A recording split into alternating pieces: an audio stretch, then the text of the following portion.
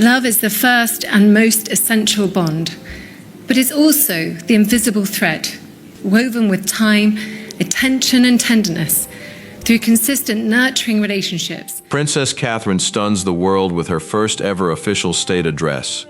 Okay, stay with me, because that title means far more than a royal speech. The moment Catherine steps before the cameras alone, the question is no longer whether she can deliver a polished address. The question is why she has been placed in that position at all, and what the decision could reveal about the monarchy's next chapter. This is what makes the moment different. Catherine is not simply appearing at another carefully managed engagement. She is being presented as a senior royal voice at a moment when questions about continuity, responsibility, and the future of the institution are already under public scrutiny. Royal speculation surrounding such a scenario has focused on one unsettling possibility, that her words could signal a change in how her role is understood. And there is something else to watch. The significance is not only in what Catherine says, it is in the fact that she is saying it alone. In a royal family built around rank, protocol, and carefully defined responsibilities, one person stepping forward can carry a meaning much larger than the minutes of a broadcast. That is why every expression, every pause, and every phrase suddenly matters. Hi viewers, if Catherine standing up and speaking with this level of responsibility deserves to be heard, would you personally support her by leaving a like and subscribing right now? And if you believe senior royals should be allowed to carry their duties without being reduced to someone else's shadow, say yes in the comments. A simple yes is all it takes, because silence can make it look as though this shift does not matter. Now watch the scene carefully. Catherine stands before the microphones, composed on the surface, while the atmosphere around her feels unusually heavy. The setting carries symbols of royal duty, but the arrangement is different. There is no William beside her. For these few minutes, the public focus belongs to Catherine. That changes the pressure. An official state address carries a different expectation. It suggests that the person speaking is not merely representing herself, she is speaking within a larger framework of national service and institutional responsibility. That is where the mystery begins. Why now? Why Catherine? And who decided that this was the moment for her to step forward? Catherine already occupies a unique place in the public imagination. She is the Princess of Wales, wife of the future king, and one of the most recognizable members of the younger generation. But an address of this nature introduces another word: responsibility. That word changes everything. Because responsibility is not the same as visibility. A royal can attract enormous attention without becoming the central voice in a moment of national significance. Catherine's potential move into that space is therefore what makes this story so compelling. And inside the palace, at least according to the speculation surrounding the scenario, the concern would be even more delicate. How much authority should Catherine project? How should her words be framed? And how can the monarchy allow her to appear increasingly independent without creating confusion about the established hierarchy? Those questions would not be solved by a beautiful dress, a polished speech, or a perfect photograph. They would have to be answered by the words themselves. That is where the preparations become important. Briefing papers would need to be reviewed. Protocol would need to be considered. The tone would have to be measured. Too cautious, and the address could appear empty. Too forceful, and commentators could interpret it as a declaration of a much larger change. The balance would be narrow. Catherine would need to sound confident without appearing to claim authority that had not been given. Personal enough to connect with ordinary people, yet formal enough to reflect the institution she represents. And that is why the title's word STUNS matters. The surprise is not simply that Catherine speaks well. The surprise comes from what it could mean.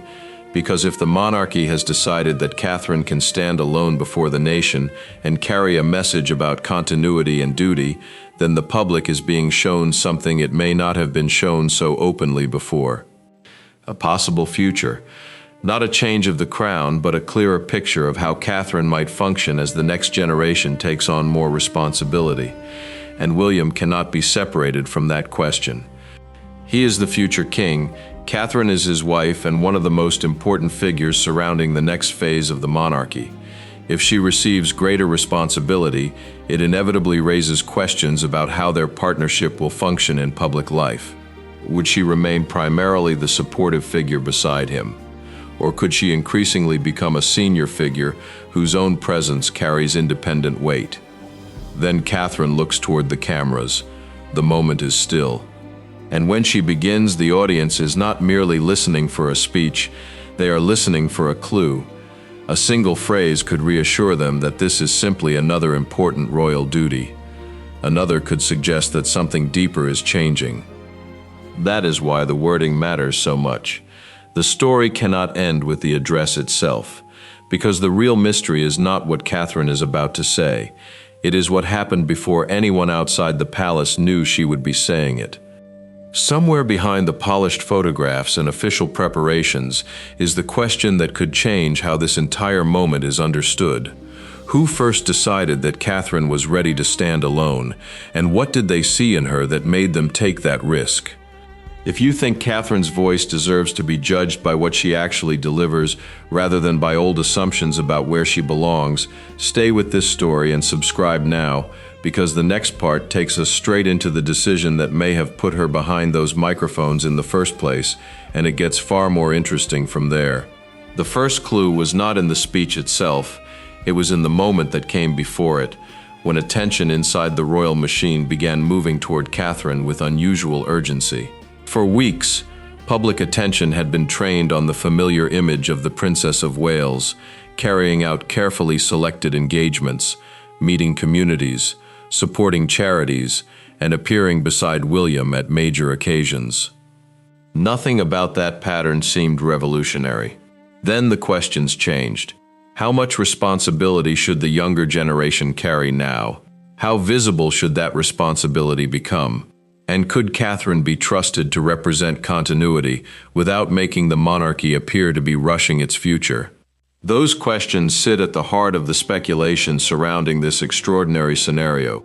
There is no public evidence confirming private palace conversations of the kind often imagined by royal commentators, but the possibility has captured attention because Catherine's position has become increasingly important to discussions about the monarchy's future. The turning point in the story being examined here begins with something deceptively simple, an ordinary royal engagement that places Catherine in front of people whose emotions cannot be controlled by a briefing paper.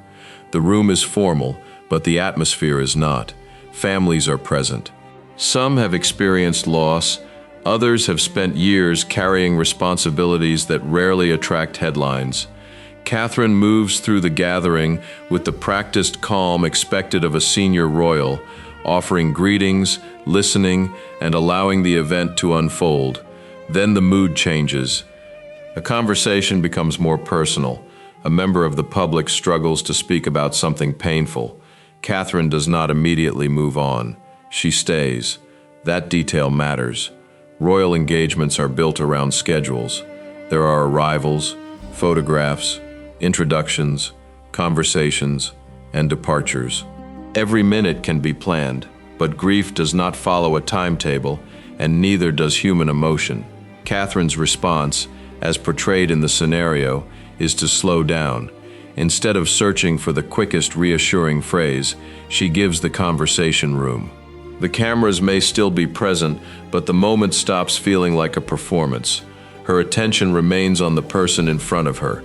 That is the kind of moment royal commentators often point to when discussing public trust. Popularity can create attention, titles can create recognition, but neither automatically creates confidence. Trust is harder. It develops when people believe that the person standing before them is actually listening. And that distinction becomes crucial, because Catherine's potential expanded role would require more than appearing polished. It would require her to carry difficult subjects without allowing the institution behind her to overwhelm the people she is trying to reach. William, watching from within the wider royal setting, would have another concern. Increased responsibility sounds impressive from a distance. Up close, it means more travel, more briefings, more scrutiny, more expectations, and fewer moments when family life can remain private. For Catherine, the burden would be different, but equally severe. Every independent appearance would invite comparisons. Every phrase could be dissected. Every expression could become a headline. A single awkward moment could be interpreted as weakness, while a confident moment could trigger accusations that she was becoming too prominent. That is the trap hidden inside greater visibility. Do too little, and critics question your relevance. Do too much, and critics question your authority. Yet the monarchy has always depended on people learning how to operate inside that narrow space. And this is where King Charles enters the larger story. That is why a proposed major address from Catherine would require careful consideration. The speech could reassure, it could inspire, but it could also create expectations. Once the public sees Catherine standing alone in a significant setting, future appearances may be judged against that moment. The standard changes, the audience remembers. And one question becomes impossible to avoid. Was Catherine simply being given a bigger platform, or was the palace testing something much more important? The distinction is subtle, but it changes the entire story. A bigger platform means one event. A test means a possible future. According to the speculative narrative surrounding the address, senior officials begin considering how Catherine's words could speak to continuity without crossing constitutional lines. The language must reassure the public that the monarchy remains stable. It must acknowledge the responsibilities of senior royals. And it must avoid suggesting that Catherine is assuming powers that belong to the sovereign. That balancing act makes the proposed address more dangerous than it first appears. One sentence could sound harmless in isolation and historic when placed inside the larger structure of royal duty. Then another complication appears. Catherine's growing public confidence does not exist in a vacuum. William's future role, Charles's reign, and Camilla's position all form part of the same institutional picture. If Catherine becomes more prominent, the public may naturally ask what that means for everyone around her. Those questions are precisely why the proposed address becomes so sensitive, because the most convincing form of responsibility is not the desire to possess it, it is the willingness to carry it when the moment demands it. That idea begins to reshape the preparations. The address is no longer being viewed simply as another appearance. It becomes a possible statement about how the next generation might serve the crown. And then, according to the story's central speculation, the wording reaches a stage where senior figures can no longer agree on how much should be said. A phrase designed to sound reassuring suddenly appears capable of carrying a much larger meaning. One side sees continuity, another sees precedent, and Catherine is about to discover that the hardest part of speaking for the monarchy may not be standing in front of the cameras. It may be deciding exactly how much of the future she is willing to reveal. If that question already has you wondering what was hidden inside the final briefing, stay with this story, because the next moment is where the polished royal image begins to crack, and the disagreement over Catherine's role becomes impossible to ignore. The room changed the moment the briefing reached the senior officials. What had looked like a prepared address was suddenly being treated as something far more delicate. The issue was not whether Catherine could stand before the cameras. Everyone already knew she could. The issue was what the public would believe her appearance meant. One interpretation was harmless. Catherine would simply deliver an important message as one of the monarchy's most visible representatives. Another interpretation was much more consequential. Her solo appearance could be read as evidence that she was being trusted with responsibilities extending beyond the familiar role of supporting William. That distinction was enough to turn a routine preparation into a quiet institutional battle. The speculation surrounding this scenario imagines senior royal figures examining every phrase with unusual caution. Royal language is rarely accidental. A sentence about service can sound ceremonial. A sentence about responsibility can sound permanent.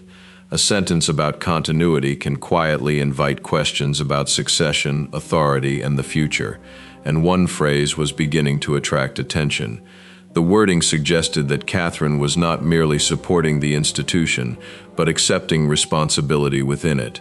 That was where the atmosphere hardened, because if the phrase remained, Catherine would sound different from the supportive royal figure the public had become accustomed to seeing. She would sound like someone being prepared to carry a more independent burden. That possibility created the central disagreement. Camilla's position, within the speculative narrative, was not that Catherine lacked ability. The concern was precedent. Once a senior royal was allowed to speak alone, with language carrying institutional weight, future audiences could expect similar appearances. Catherine could appear more powerful without actually receiving new constitutional authority. That gap between appearance and authority was exactly where the tension grew. William understood it. He was not questioning whether his wife deserved greater respect. He was facing something more personal. If Catherine became visible, she would also become increasingly exposed. The public would examine her more closely. Critics would compare her with other royal women. Commentators would debate every gesture. The role could become a trap. If Catherine remained behind William, whenever difficult national responsibilities arose, the monarchy could appear too dependent on one future king carrying an enormous public burden alone. Protect Catherine from pressure, and the institution might lose an opportunity to strengthen its next generation. Give Catherine more responsibility, and the pressure could become impossible to control. Then the discussion reached King Charles. The private details remain unconfirmed, but the question is compelling. No public record confirms the imagined private exchange. What can be examined is the question raised by the address itself. How much responsibility can Catherine visibly carry without changing public understanding of her place within the monarchy? The answer leads back to the crown itself. According to the scenario the decision was made, the address would proceed, the stronger language would remain, Catherine would not be reduced to a decorative presence, but neither would she be presented as someone suddenly exercising constitutional power. The distinction was crucial. She would speak about service, continuity, duty, and responsibility without claiming the crown or constitutional authority. She would stand within the institution as someone trusted to help carry its public responsibilities. That was enough to change the evening. William's reaction became equally important. The future king could have resisted the expansion of Catherine's public role. He could have insisted that her address remain tightly connected to his own position. Instead, the narrative turns his concern into something more complicated. He understood that partnership could not always mean protection from responsibility. Sometimes partnership meant allowing the other person to step forward alone. Catherine's role was no longer being discussed only in terms of supporting William. It was being considered in terms of what she could contribute in her own right. It did not alter the line of succession, but symbolically, it mattered. The address becomes a possible statement about how the next generation might serve the crown. And Catherine is about to discover that the hardest part of speaking for the monarchy may not be standing in front of the cameras. It may be deciding exactly how much of the future she is willing to reveal. The final preparation begins. The wording is reviewed, the tone is adjusted, the emphasis is sharpened, and Catherine is left with a decision that has nothing to do with jewelry, clothing, ceremony, or cameras. She has to decide how much of herself will enter the address. A polished royal speech can protect her from criticism, a personal message can connect with the public, but it can also expose vulnerability. The balance has to be exact. As the final version moves toward the broadcast, speculation intensifies. The address is no longer being viewed simply as another appearance. It becomes a possible statement about how the next generation might serve the crown. And then another complication appears. Catherine's growing public confidence does not exist in a vacuum. William's future role, Charles's reign, and Camilla's position all form part of the same institutional picture. If Catherine becomes more prominent, the public may naturally ask what that means for everyone around her. Those questions are precisely why the proposed address becomes so sensitive, because the most convincing form of responsibility is not the desire to possess it. It is the willingness to carry it when the moment demands it. That idea begins to reshape the preparations. One side sees continuity, another sees precedent, and Catherine is about to discover that the hardest part of speaking for the monarchy may not be standing in front of the cameras. It may be deciding exactly how much of the future she is willing to reveal. The public sees photographs, speeches, who stands beside whom, and who speaks.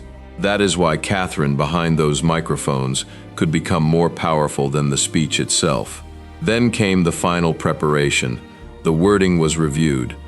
The tone was adjusted, the emphasis was sharpened, and Catherine was left with a decision that had nothing to do with jewelry, clothing, ceremony, or cameras. She had to decide how much of herself would enter the address. A personal message could connect with the public, but it could also expose vulnerability. The balance had to be exact. As the final version moved toward the broadcast, speculation intensified. The audience would hear Catherine's voice, but senior royal figures would be listening for something else, whether the public accepted her in this new position. That was the test. Not whether she could speak or memorize the words. The test was whether millions would accept Catherine standing alone and carrying a message larger than an ordinary royal engagement. The final wording was settled. Somewhere inside the palace, the last doubts were being forced aside. Because once Catherine walked into that room, there would be no way to take the moment back, and the sentence that had caused so much concern was still there. What happened when she finally said it aloud was about to make the entire question of her royal role much bigger than anyone expected.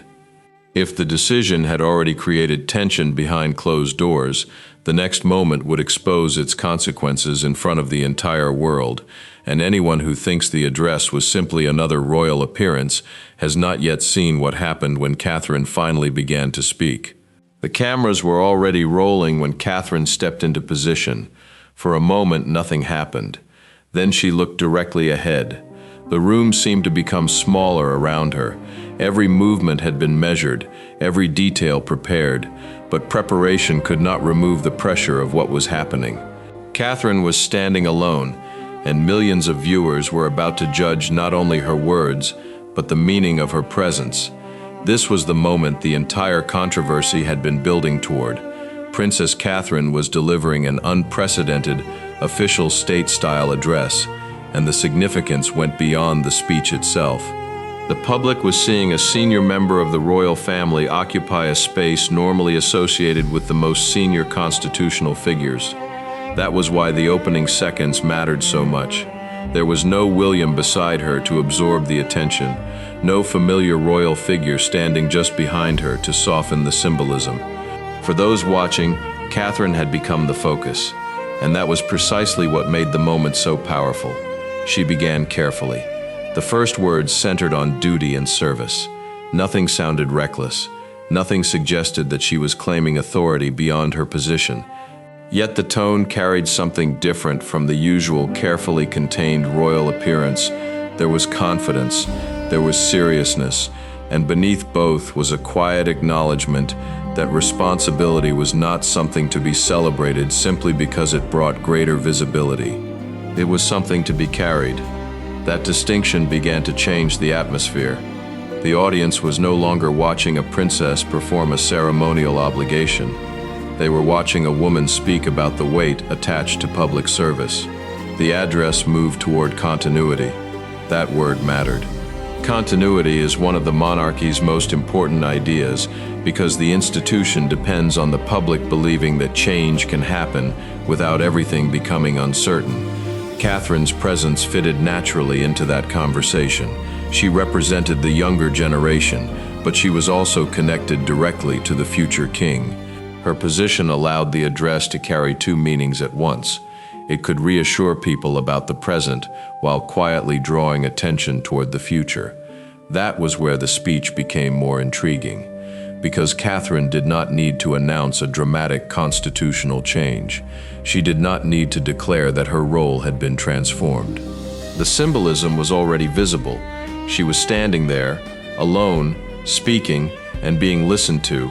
That alone could generate enormous speculation. Royal commentators would naturally ask whether the monarchy was preparing the public for Catherine to undertake more independent responsibilities.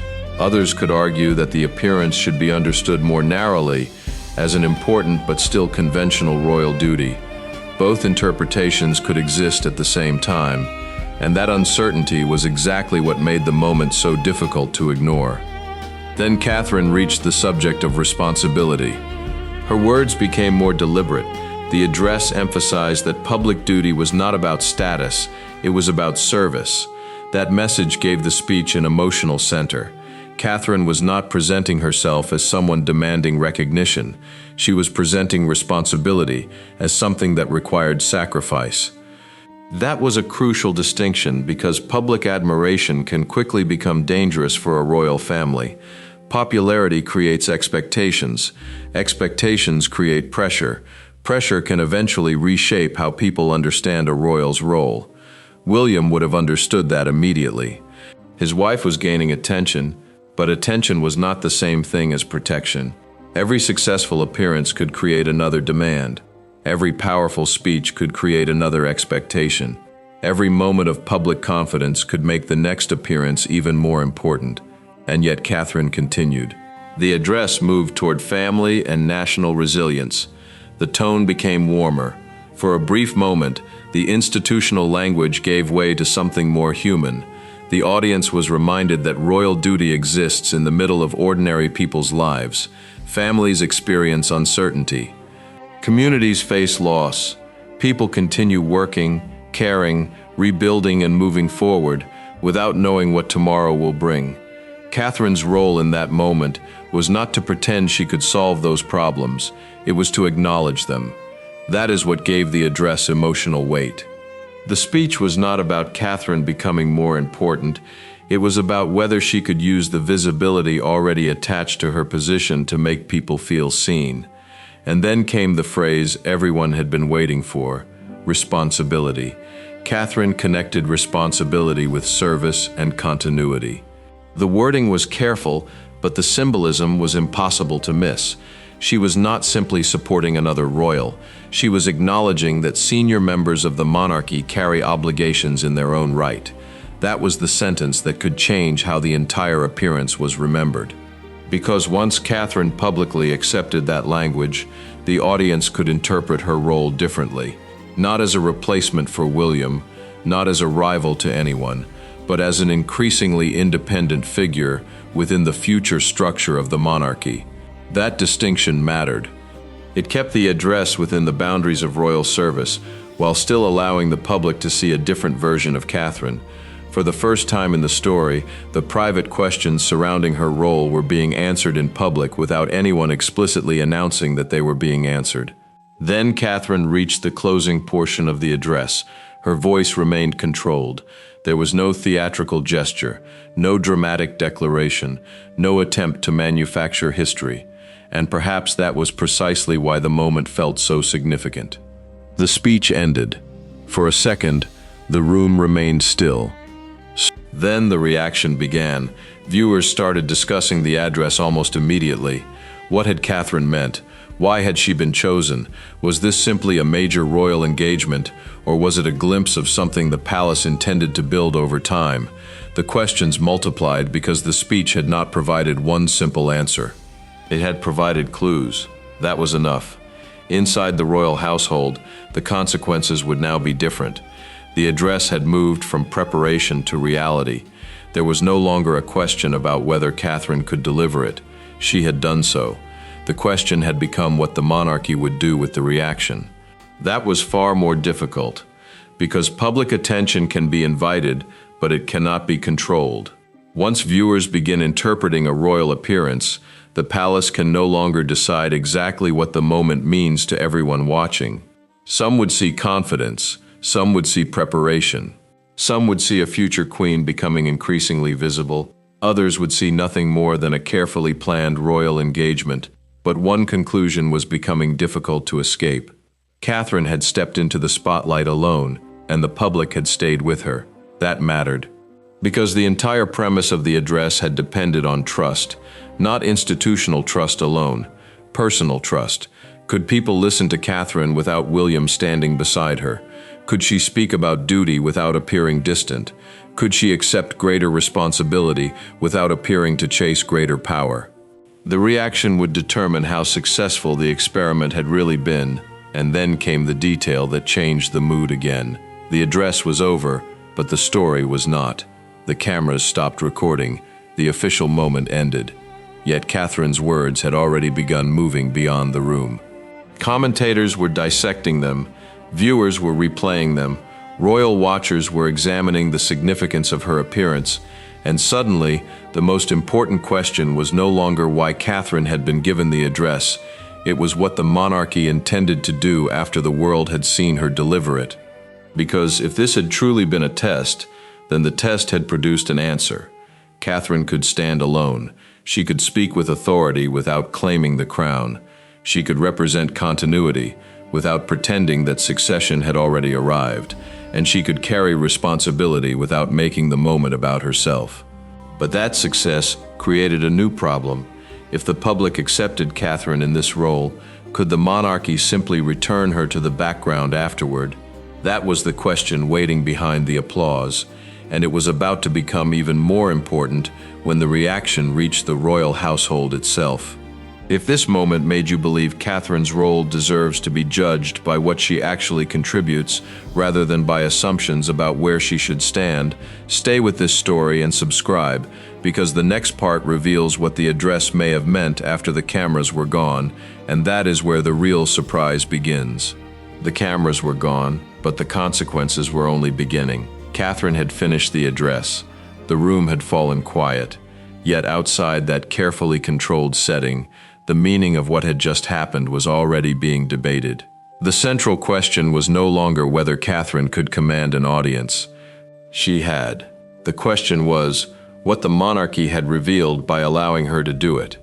That distinction is important because there is no confirmed public evidence of the private conversations imagined around this scenario. What can be examined is the symbolism of the moment and the speculation it naturally creates.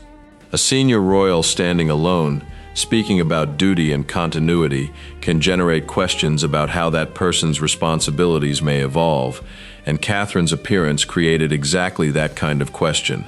Had the monarchy simply given her a larger platform, or had it shown the public what the next generation could look like? The answer could not be found in one speech. It would have to be found in what happened afterward. The reaction began spreading rapidly. Royal watchers examined the language. Commentators focused on the decision to place Catherine at the center of such a significant address. Viewers debated whether the appearance represented a natural expansion of her public duties or something more deliberate. Some saw a confident Princess of Wales growing into the demands of her position. Others saw a carefully calculated preview of the monarchy's future. Neither interpretation could be confirmed simply by watching the broadcast. But one thing was undeniable. Catherine had been seen. And once the public sees a senior royal performing a particular role successfully, expectations can change. That is the hidden pressure behind moments like this. A single appearance can become a standard. The next appearance is compared with it. The next speech is measured against it. The next major national occasion raises the question of whether Catherine will again be asked to step forward. That is how a symbolic moment can become an expectation. And that is where William's position becomes important. The future king's relationship with Catherine has always been central to how the public understands the couple. But a more independent public role for Catherine would not necessarily weaken that partnership. It could strengthen it. The monarchy does not depend only on one person carrying every responsibility. Senior members have different duties, different strengths, and different ways of connecting with the public. William can eventually carry the constitutional weight of the crown. Catherine can carry a powerful part of its human connection. That does not mean she possesses the same authority as the sovereign. It means her public value can exist alongside his, and that may be the most important distinction hidden inside this entire story. The address was never truly about Catherine becoming more powerful. It was about whether she could become more trusted. Those are not the same thing. Power can be assigned. Trust has to be earned. And the public reaction suggested that many viewers were willing to listen. That creates a fascinating challenge for the monarchy. If Catherine is given greater visibility, the institution must ensure that her role remains clearly understood. If she is kept too far in the background, the opportunity to build familiarity with the next generation may be lost. The balance is delicate, and that balance becomes even more important when Charles is considered. The king represents the present generation of the monarchy. William represents the generation that follows. Catherine stands between those two realities as the person who will eventually share the public burden of William's reign. That makes her position unusually significant. She does not inherit the crown. She does not determine succession. But she can influence how people feel about the people who will eventually carry it. That is why continuity matters so much. A monarchy cannot wait until a transition happens and suddenly ask the public to become comfortable with unfamiliar faces. Trust has to exist beforehand. Familiarity has to develop beforehand. And public confidence has to be cultivated long before history forces a change. That is why Catherine's address, if understood as part of that wider strategy, becomes much more interesting than a single evening of royal television. It could represent preparation, not preparation for Catherine to become sovereign, preparation for the public to understand her as one of the central figures surrounding the future sovereign. And that is where the story reaches its most revealing point. The strongest clue may not be what Catherine said. It may be what she did not say. She did not present herself as the monarch. She did not claim constitutional authority. She did not attempt to overshadow William. Instead, she spoke about service. That restraint is significant. It allowed the moment to feel important without turning it into a declaration of power, and perhaps that is precisely why the appearance could work. Catherine did not need to announce a transformation. The audience could decide whether they believed they were witnessing one. That is the difference between a royal announcement and a royal signal. An announcement tells the public what has changed. A signal allows the public to notice the change for themselves, and this moment functioned like a signal. The woman who had spent years appearing beside the future king was now being considered on her own terms, not completely separate from William, not outside the established hierarchy, but increasingly capable of commanding attention without needing another royal beside her. That is a powerful shift in perception. And perception matters enormously to the monarchy, because royal influence does not come only from formal authority, it also comes from public confidence. Catherine's greatest strength in this story is therefore not the ability to deliver a speech, it is the ability to make responsibility look personal. The public can understand duty when it is presented as an abstract principle, but they connect with it more deeply when they see the human cost behind it. More responsibility means more scrutiny. More public appearances mean less privacy. More trust means greater expectations. Catherine's composure does not erase those costs. It makes them easier to overlook, and that may be the greatest danger of all. A successful moment can make a heavy responsibility appear effortless. But behind every polished royal appearance is a person carrying the pressure of expectations that millions of people will never fully see. That is why the most revealing image may come after the address. Catherine is no longer speaking, the microphones are silent, the cameras have moved away, and the applause, headlines, and speculation continue without her. That is when the real meaning of the moment becomes clear. She did not walk into that room as a future monarch. She walked out as something potentially just as important to the institution's future, a senior royal whose own voice had been tested in front of the public and accepted by a large audience. That is the bombshell hidden beneath the title. The address may not have changed Catherine's constitutional position at all, but it could change how the public understands her position. And sometimes, in a monarchy built as much on symbolism as on formal rules, that distinction can matter enormously. The future does not always arrive with a coronation. Sometimes it arrives quietly. A microphone is placed in front of someone who once stood slightly behind another figure. The cameras begin. The person speaks, and suddenly millions of people realize they are no longer watching the same royal role they thought they understood. That is what makes Catherine's supposed first official state address such a compelling moment to examine. The real story is not that she suddenly became more important. It is that the public was given an opportunity to see how she might carry greater responsibility when the moment eventually demands it. William remains the future king, Charles remains the sovereign, the constitutional structure remains what it is, but Catherine's place within the public imagination may be moving, and once that happens, it becomes very difficult to reverse. The next time Catherine steps forward, viewers will remember this moment. They will listen more closely, they will watch the wording, they will examine who stands beside her, they will ask whether the appearance is ceremonial or whether another piece of the monarchy's future is quietly being revealed. That is the lasting consequence, not a new crown. Not a sudden transfer of power, a new expectation, and perhaps that is what makes this story so much more significant than the speech itself. Catherine did not need to claim the future. For a few extraordinary minutes, she simply appeared capable of carrying part of it. And if that possibility interests you, do not let this story end here. Subscribe, share this with someone who follows the royal family, and stay close, because the next question is no longer whether Catherine can step forward, it is what the monarchy may ask her to carry the next time the cameras come on.